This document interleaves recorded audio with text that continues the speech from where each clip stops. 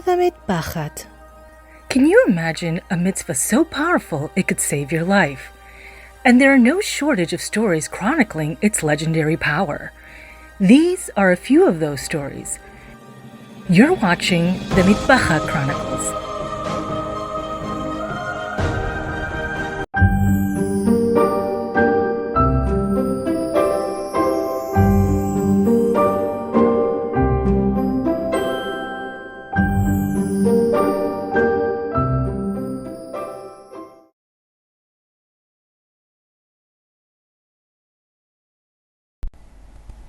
You know, I am going to speak about the sensitive topic that I said I may or may not speak about, because it is very much connected. Please don't walk out. Because it's a topic that is a lot of emotion. I don't know why. Most often when people speak about it, even the rabbis, on two different sides of the aisle, as it were, there's a lot of emotion, a lot of rhetoric. And I think personally, I think it's unfortunate, because I think we can achieve much more as the Jewish people by working together and understanding the situation. You know, we've spoken about this woman now who made a commitment to cover her hair. What is the purpose in covering one's hair? The purpose in covering one's hair, as I said, is it's considered an erwa, it's considered literally a nakedness, when a woman is married, that she has to reserve for her husband. So now, a woman gets married, and has to cover her hair. How she covers her hair is also important. Really here, I'm not talking to the Ashkenazim, but don't tune out. Listen to me anyway, okay? But I'm not speaking to the Ashkenazim who are here tonight. I'm speaking to the Sephardim more.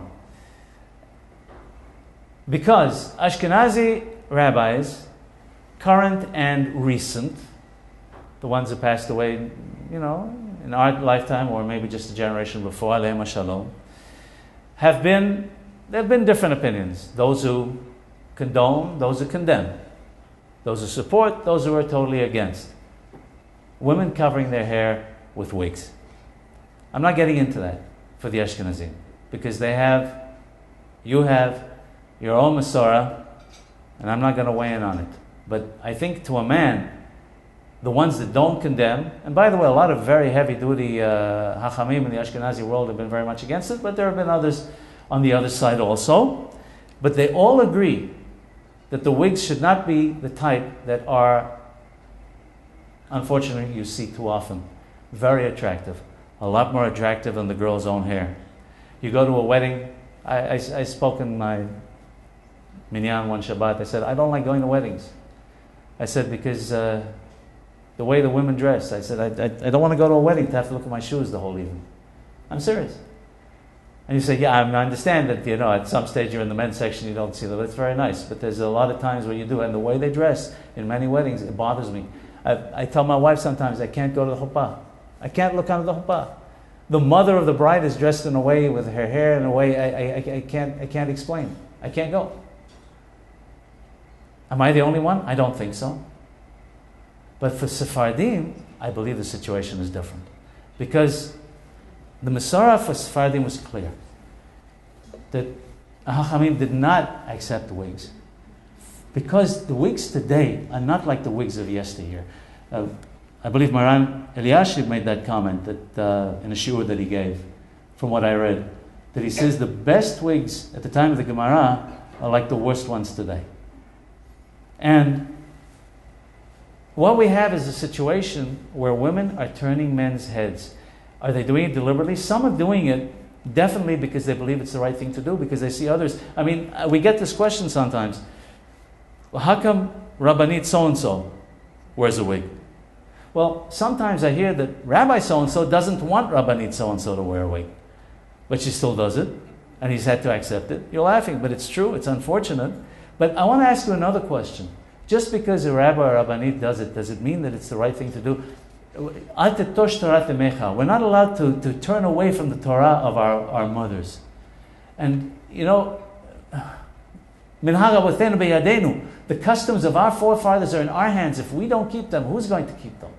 And I'll say one other thing. I'll say it as a rabbi.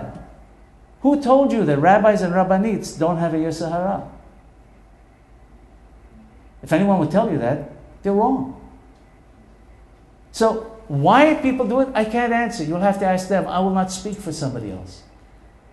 But we have to be aware that you have to be aware, we all have to be aware that our actions could be causing people to stumble.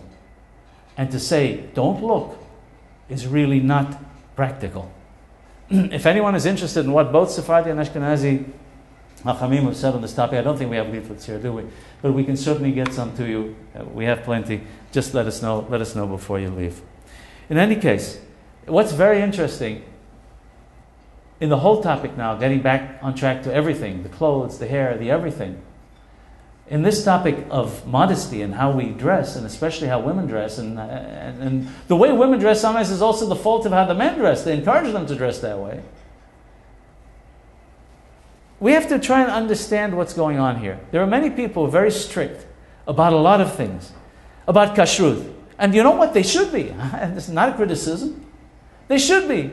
They should be very strict about kashrut. They should be strict about, was it checked properly for bugs? Was it the hashgaha that you keep? Was it Bishul Yisrael according to what you hold? You should be strict about that. But there are people who are very strict about this. They're strict about Shabbat. And they should be. Because you know what? There are a lot of what we would call Shomrei Shabbat, Sabbath observant Jews who are transgressing Shabbat every single Shabbat. Why? Because there is so many laws and they haven't studied them properly. And they think they're doing everything fine. I'm not driving a car, I'm not lighting a fire, but they're doing a lot of transgressions. We should be strict about it. Pesach? Whoa! So many humrot. I got no problem with that. I won't eat, they say, in someone else's house. You know what? I think that's a good thing. You're in good company. But when it comes to how we dress, and what we put on our heads, and so on and so forth, the self-same people, and we see it over and over again, go running to the rabbis, not necessarily their own rabbi, they go running to the rabbis who give them heterim and kulot, who allow things and give them leniencies. Let's not do that. This is a very, very important area. This is a very important area. HaKadosh Baruch Hu will only dwell with us, the Jewish people, if we're holy. This is part of holiness. A very important part of holiness. We must be very, very, very straight and very honest with ourselves. You must do what your conscience tells you, not what something your yetzer hara is pulling you to do, what the nations of the world are doing, or you want attention outside the home.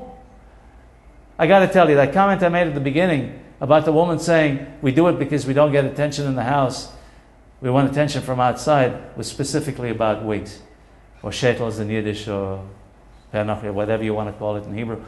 But it was specifically about that. Her comment was, and she therefore knew it was wrong. I'm doing it because my husband's not giving me enough attention. So what? It's okay, therefore, for a man on the street to give you that attention? We're Jews. If you've enjoyed this video or know someone who would, please share it. Zechut mitzvot. If you'd like to be notified of upcoming episodes for the Mitpachat Chronicles, click subscribe to be notified.